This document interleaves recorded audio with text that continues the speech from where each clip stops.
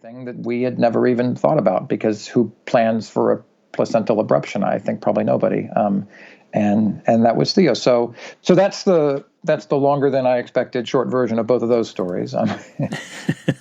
You did a good job getting those condensed. Okay, so we've got those backgrounds. Let's jump back and talk about finding out you were pregnant, choosing providers, that kind of thing. And I'm curious, both from the first and the second, what that was like from your perspective, what your expectations were, that kind of thing. So particularly with our first, I think that I don't know, maybe I was the classic kind of, I'm a pretty, informed guy, I consider myself, but on the same time, I'm just sort of like, oh, you have a baby and you go see the doctor and that's how this works, right? And I think looking back, I was pretty naive as to how important and how vast and how big these decisions can be about who you see and what provider. And so my wife really led the way on a lot of that stuff, and I'm like, well, you go see your OB and they, you find a place to have the baby. And so that was my world was opening up a little bit as I watched her navigate through all these choices. And I was a little bit like hanging on for the ride going, okay, you seem to know what you're doing. I'm going to be here to support you. And I think I felt my role was just, I will support your decisions, right? I don't know. I'm sort of like the bumpers on the bowling alley, right? Like, we're going to get down the lane. You're the ball. You're in charge of this. I'm going to make sure that we don't roll off a cliff. But really, that's all I know. And so we had care in San Diego, and I think we felt good about that, but we also knew that it wasn't our permanent thing. So there was always that, we're going to be moving halfway through the pregnancy, all the way across the country. And so a lot of our care out there was focused around making sure that we were set up for that. California has different sets of, tests that they mandate that you do or that you're able to do and things like that. So all sorts of little differences that we were sort of preparing for. But it was really like, okay, can we start this process here and make sure that everything is good and healthy? And can we move all that information over across the country and then keep going with somebody?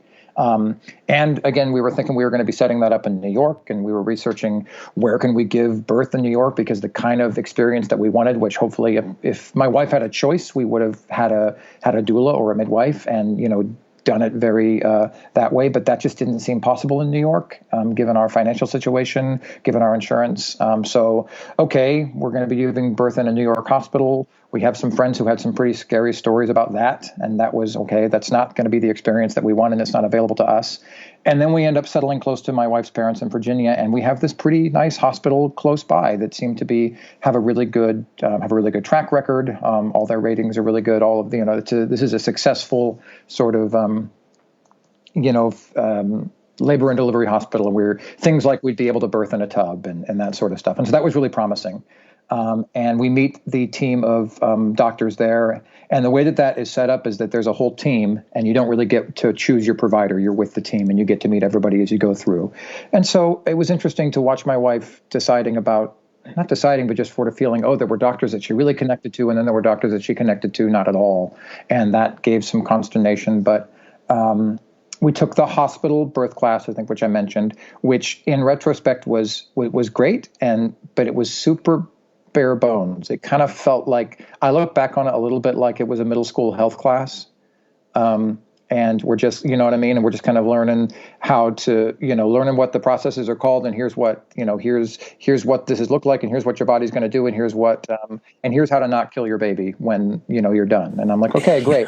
And at the time I thought, that's probably all we need. And in retrospect, it was not at all we need. But we did get to know the hospital, and that was great. So I'm not trying to say anything bad about those birth classes, and the people who were there were really awesome, but it just felt like it wasn't as much information as Emily and I would like to have. Other people maybe don't, want to know as much as we do. I have always taken my cues from her in this, because she has just thought more about this than I ever have, and then, going into the Know Your Options birth course, when we decided to have Theo and just getting that more information, then our worlds really opened up. And I guess what I'll say about that is that I understood all this stuff that I should have understood and been doing as a partner during our first pregnancy and preparing for our first labor and delivery that I just didn't do. I needed to know more about how to advocate for us in the room. I needed to know more about what was going to be happening so that I could ask intelligent questions of the doctor, so that when my wife is, suffering through a contraction or feeling like she, can barely, see straight if that's how things are going, that I'm there and I can do more than just, ask her if she's okay, which, and trust that the doctors are doing. I was like, yeah, if the doctor says we're going to do it, we got to do it because that's how this goes. And the know your options taught me that I have more power than that, and I can be a better partner for my wife. And if we're not going to have a midwife or a doula, we're not going to have somebody, that has to then be me, because that's not where the doctors and nurses, that's not where their head's at when we're giving birth in a traditional hospital. So I think my role changed a lot. I don't know that I completely owned it. I don't know that I did all that I don't know that I was as far along in that process as I want to be, as far as really being her labor and delivery partner and coach. And I'm like that. I think that's what I have to be. But at least I knew what I was failing at a little bit. I get that. Yeah. All right. Well, yeah. Tell me about the births themselves and what strategies.